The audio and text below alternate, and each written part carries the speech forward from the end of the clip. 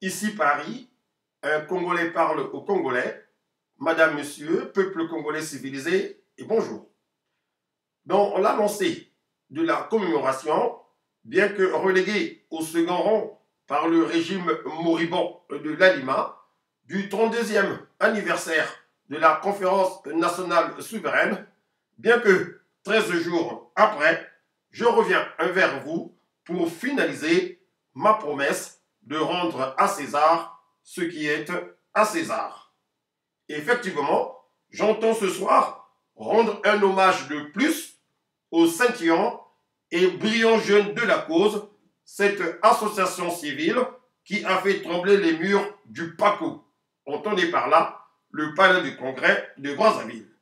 Un homme qui a été fait président de la commission ad hoc assassinat de la conférence nationale souveraine du Congo en Brazzaville.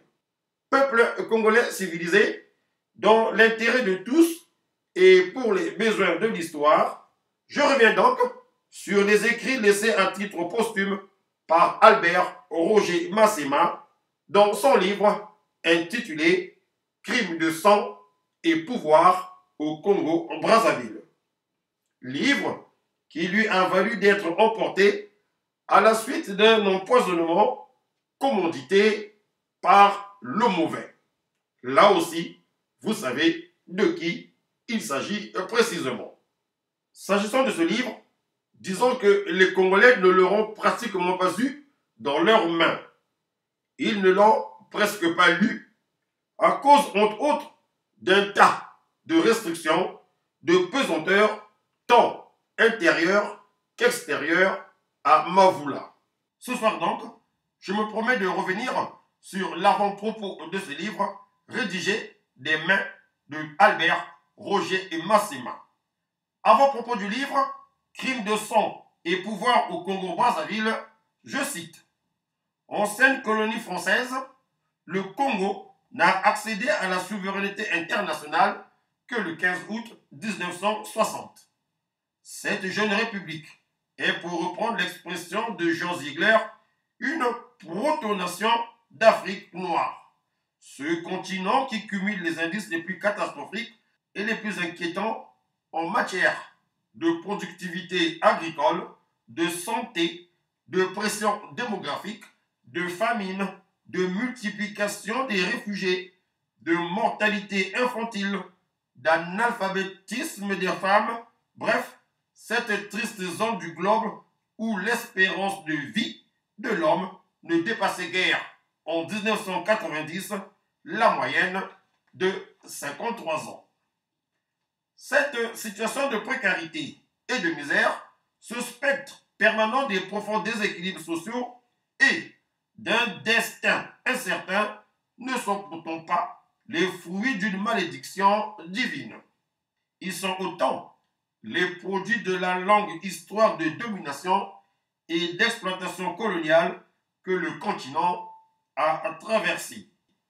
La conséquence du néocolonialisme actuel et surtout de l'incapacité des élites africaines à générer un modèle de développement cohérent et dynamique fondé sur la mobilisation adéquate de ces immenses potentialités.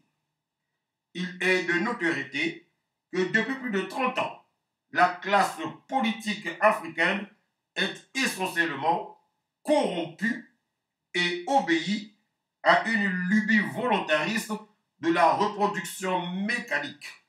Elle s'est illustrée par la mise en place d'États rentiers et vassaux qui ont culminé dans une véritable clochardisation des masses africaines. Gaspillage et gabegie institutionnalisé, abrutissement et avilissement des masses à travers un système d'allégeance clientéliste, ethnique et clanique.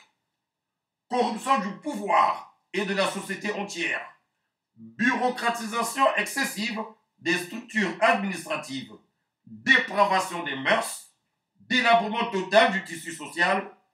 Crime politique à travers l'élimination physique des opposants ont été les gains fabuleux de cette gestion privée et prédatrice de l'État par une caste de privilégiés. 30 années d'une pratique sociale, politique et criminelle à maints égards qui ont conduit l'Afrique au chaos total.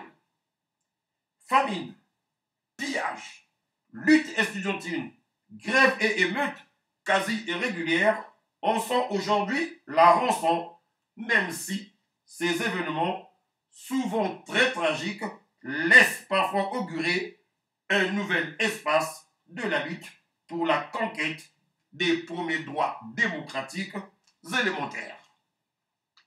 En effet, depuis quelques années, la majorité des pays africains est entrée dans un processus de changement politique et constitutionnel. Seuls quelques-uns d'entre eux restent encore à l'écart de ce processus, cependant pas pour longtemps, ainsi que le montrent les craquements réguliers des régimes les plus autoritaires, entre parenthèses, Zaïre, Togo, etc.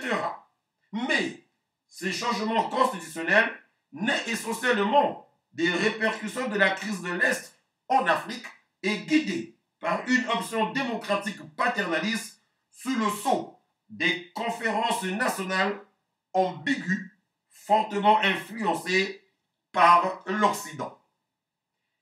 Ils n'aboutissent donc pas à une rupture avec les pratiques antérieures et à une récomposition de la classe politique africaine désormais soumise à un véritable contrôle social du peuple.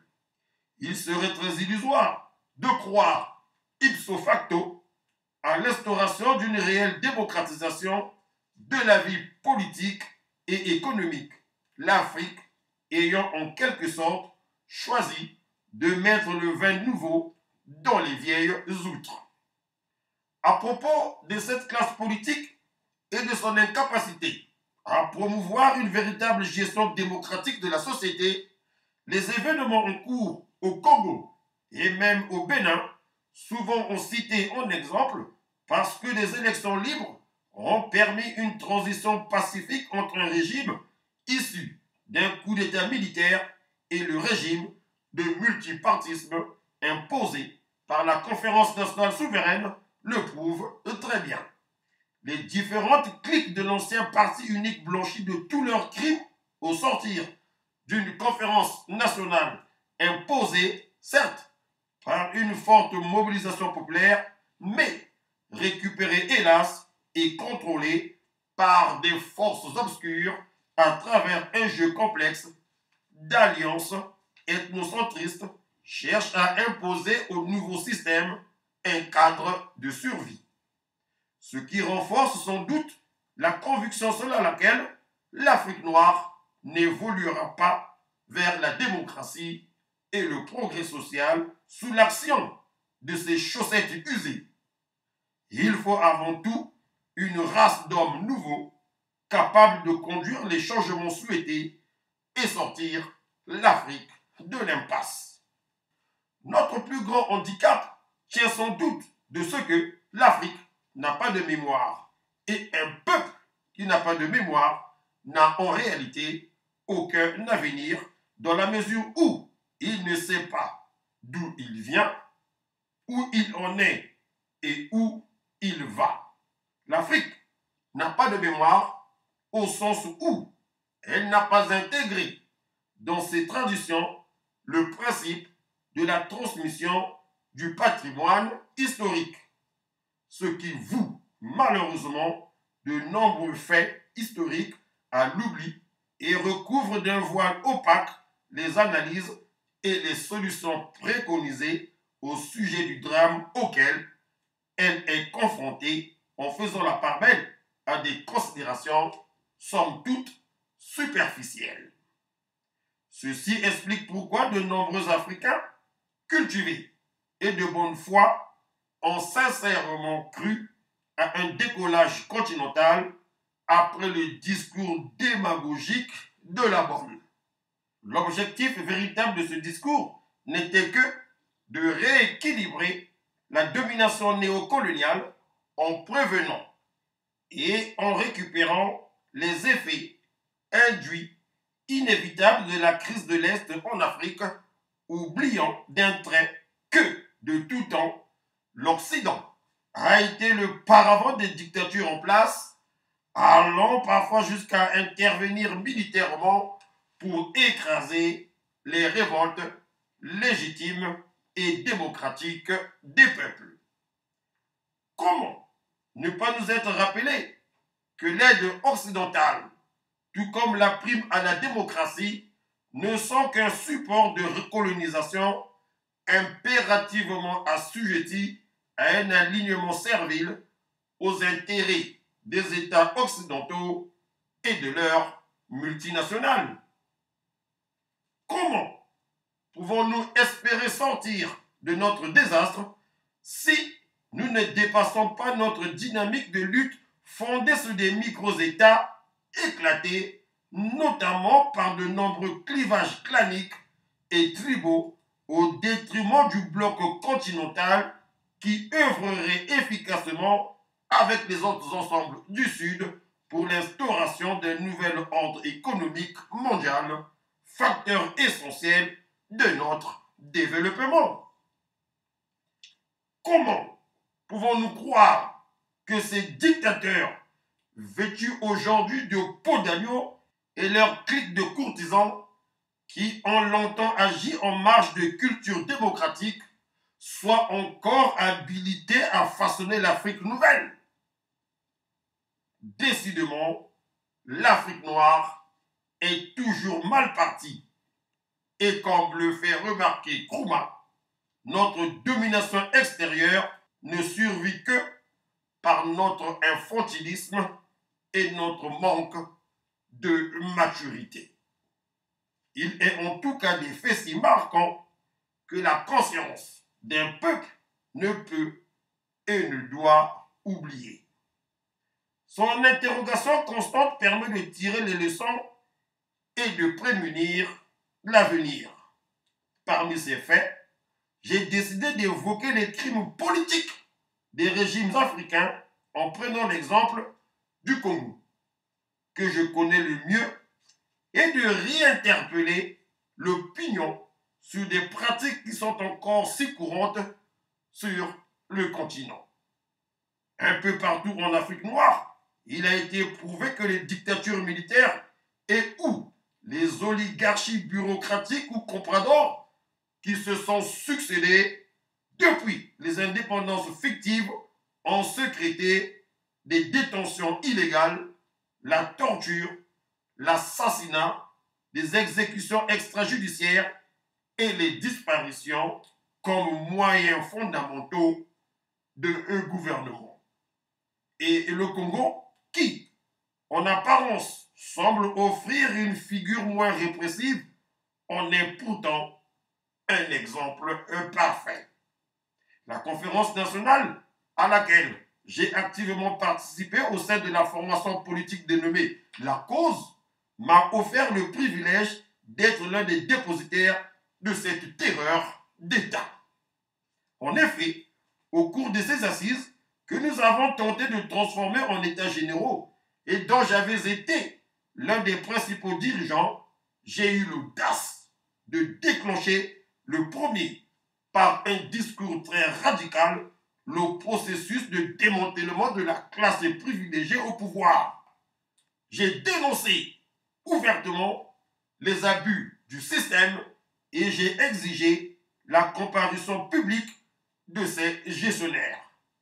Une commission chargée d'élucider toutes les atrocités commises par les différents régimes et d'en déceler les auteurs immédiats avait été mise sur pied. Malheureusement, celle-ci a siégé sans succès. Pour en avoir assuré la présidence, j'étais devenu un personnage à réputation double. Les uns me tiraient leur chapeau, tandis que d'autres me vouaient aux gémonies parce que, selon eux, j'avais été acheté par les anciens dignitaires au point de brouiller la vérité. La commission assassinat de la conférence nationale qui, de l'avis général, aurait permis l'éviction du président Denis Sassou Nguesso, dernier symbole du monopartisme sur qui pesaient d'énormes présomptions criminelles, avait accouché d'une souris dans la mesure où elle n'avait pu faire la lumière sur les dossiers qui lui avaient été confiés. Cette deuxième opinion sur ma personne, fruit d'un jugement trop sommaire sur le travail de cette commission que j'avais dirigée, m'avait profondément touché, je dirais même meurtri. C'est vraiment dommage, alors que, par mes convictions et mon engagement, j'avais suscité au sein de la jeunesse congolaise et sans doute africaine l'espoir de voir émerger une nouvelle génération de politiques. Voilà que les conclusions de cette commission faisaient de moi une figure controversée. Il fallait donc que je m'explique, et c'est ce que je vais essayer de faire dans ce livre. À chaud, c'est un risque. Mais devant la soif de vérité de l'opinion, devant les interrogations permanentes des jeunes sur les hommes qui ont commandité, sous le couvert des institutions, les crimes crapuleux qui émaillent l'histoire du Congo, devant la nécessité de réécrire cette histoire immédiate et de préserver à l'avenir de telles horreurs, n'était-il pas impérieux de témoigner, même modestement, comme c'est le cas, plutôt que de s'en tenir à un mutisme préjudiciable à toute la collectivité? J'ai longtemps hésité avant de me résoudre à admettre qu'en période d'ouverture démocratique, l'histoire du Congo ne saurait plus être globalement traitée comme un secret d'État. Et si, tragique soit-elle, l'occulter hypothéquerait plus toute prospective sur ce pays que ne le ferait sa divulgation et son analyse. On ne pourra aider le peuple à cicatriser ses plaies qu'en faisant la pleine lumière sur son histoire et non en confortant le mensonge officialisé. Comment et pourquoi Lazare Matsokota, Joseph Poibou et Anselme Masweme, trois hauts fonctionnaires congolais, ont-ils été enlevés et assassinés un soir de 1965 à Brazzaville? Pourquoi aucune enquête n'a-t-elle été ouverte sur cette affaire et quelle fut la place des hommes au pouvoir à l'époque dans ce triple assassinat? Au cours de sa tentative de maquis, le guevaro maoïste Ange Diawara a-t-il été abattu au Congo ou livré vivant par les autorités zaïroises en échange d'autres prisonniers et ensuite assassiné comme l'a soutenu la rumeur publique? Qui a et pourquoi a-t-on commandité la mort de Franklin Bukaka et de Élie Théophile Itsou, deux de ses anciens compagnons extraits de prison une nuit et sauvagement abattus dans la périphérie nord de Brazzaville? Que s'est-il passé réellement le 18 mars 1977 à l'état-major lorsque le président de la République, Marien Ngouabi, a été assassiné? Y a-t-il trouvé la mort ou s'agit-il d'un montage policier? Pourquoi la famille Marien Ngouabi, sa femme, ses enfants et ses proches parents continuent-ils à observer un silence coupable ou à mentir? Quelle était la place du commando de Barthélemy Kikadidi dans le scénario et comment ce dernier a-t-il été abattu alors qu'on le savait sans armes et qu'il aurait pu éclairer le peuple? S'il avait été réellement l'assassin de Marien Ngouabi, pourquoi avoir fait des funérailles presque officielles alors que les dépouilles des autres présumés coupables n'ont jamais eu droit à des sépulcres? Pierre Onga, l'un des protagonistes de l'affaire Ngouabi, et ancien compagnon de Sassou Nguesso aurait-il pu organiser et animer un maquis constituant une menace réelle pour le pouvoir avec 3 pistolets mitrailleurs, AK, PMK, un fusil de chasse, son oncle, ses 2 frères et sa fille? A-t-il été réellement impliqué dans une tentative de coup d'État en 1987? Pourquoi avoir mobilisé toute une armée pour ce qui peut en réalité apparaître comme une simple affaire de détention illégale d'armes? Quelle a été la logique politique qui a guidé cette institutionnalisation du crime et pourquoi la conférence nationale n'a-t-elle pas pu élucider ces dossiers? Toutes ces questions sont vitales pour notre peuple et l'opinion africaine. Elles intègrent son histoire. Des milliers de gens se la posent. Moi aussi, bien sûr. Et puisque la conférence nationale est encore si proche, commençons par elle. En fait, l'idée et ou la conviction selon laquelle la conférence nationale aurait pu faire la lumière sur l'ensemble des crimes politiques commis sous la révolution congolaise relève de la naïveté populaire. Non seulement pareille entreprise était matériellement impossible dans le cadre d'un tel forum, mais en plus, il aurait fallu que la commission siège des années entières pour y arriver. En réalité, récupérée par les forces tribales ou claniques qui continuent à dominer la scène politique congolaise, la conférence nationale a fini par être manipulée au point où, s'agissant du dossier assassinat, si le principe de la dénonciation des actes criminels était acquis, l'éclosion de la vérité n'était plus souhaitée. Chacun des groupes ethniques s'est rétracté pour couvrir les pseudo-leaders compromis dans ces affaires. Je continue à me demander comment on aurait pu traiter en 26 jours les centaines de plaintes relatives aux crimes politiques déposés sur la table de la conférence nationale.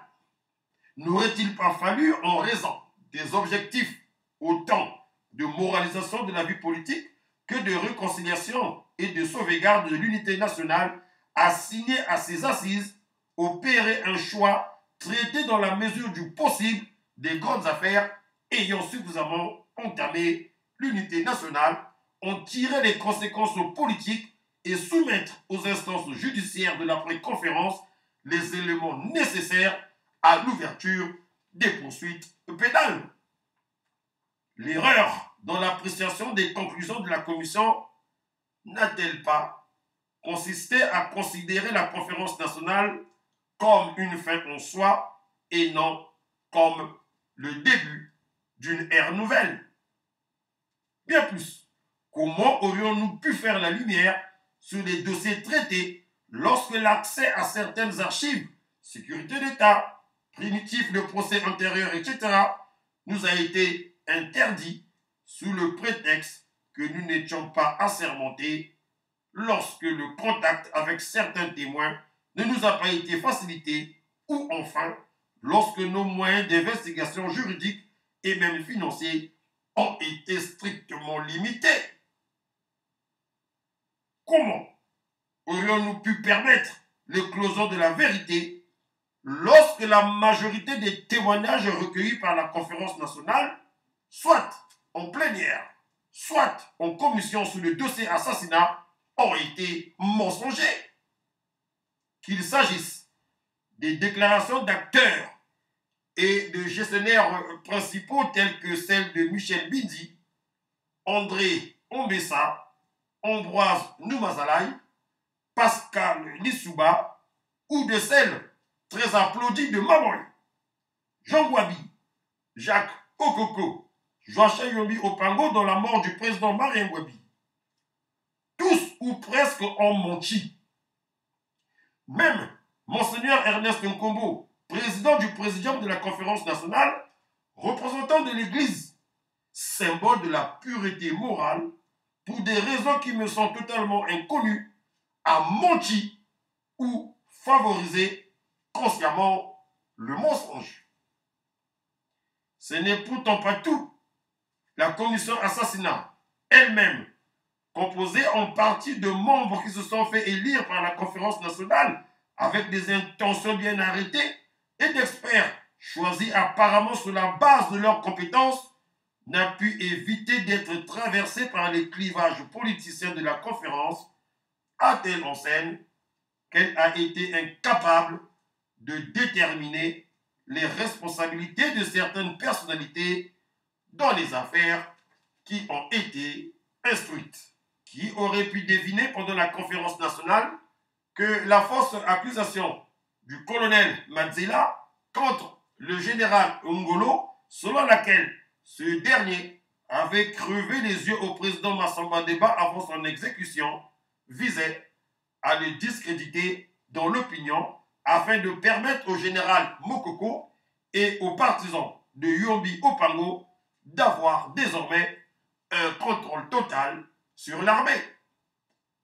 Pouvait-on imaginer que les déclarations intempestives en plénière de Jean Ngouabi, qui affirmait en savoir gros sur la mort de Marien Ngouabi, dont il était le confident, et qui prétendait détenir des documents très compromettants qu'il n'a jamais pu présenter, faisaient partie d'une mise en scène dont l'acte suivant était joué par Maître Okoko, ce procureur innocent du procès Marien Ngouabi, qui n'a pas hésité à demander la tête de 10 citoyens, alors qu'il les savait n'être que l'aile armée du mouvement de Massamba Deba et que les autres couraient toujours.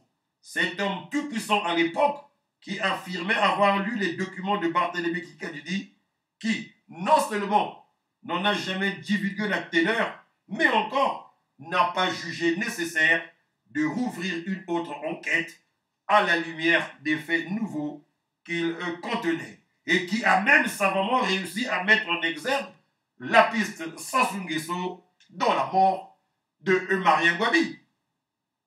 La conférence nationale avait-elle pu comprendre que la neutralisation comme sanction préconisée par le groupe de Mpila à l'encontre des 3 victimes de février 1965 signifiait bien leur mise à mort et qu'en marge de cette cellule fonctionnait selon les pratiques héritées de la FEANF par nos conjurés, un noyau clandestin qui décidait de tout. Pourquoi le colonel Garcia Mbumba a-t-il menti publiquement sur les mobiles et les circonstances dans lesquelles il a abattu le capitaine Kimbwala Kaya? Pourquoi Mamoy a-t-il tronqué l'enlèvement du cardinal Biaïna et quels étaient les moyens mis à la disposition de la commission pour arracher les aveux ou briser les pactes de silence manifestement scellés entre les différents complices? Avec le recul du temps, la seule chose dont je suis convaincu aujourd'hui, c'est que la conférence nationale n'a pas voulu faire la lumière sur les assassinats inexpliqués perpétrés sous le monopartisme. Trop d'intérêts particuliers étaient en jeu. Fin de citation. À monsieur Albert Roger Massema, mort par empoisonnement, la patrie reconnaissante. À très bientôt.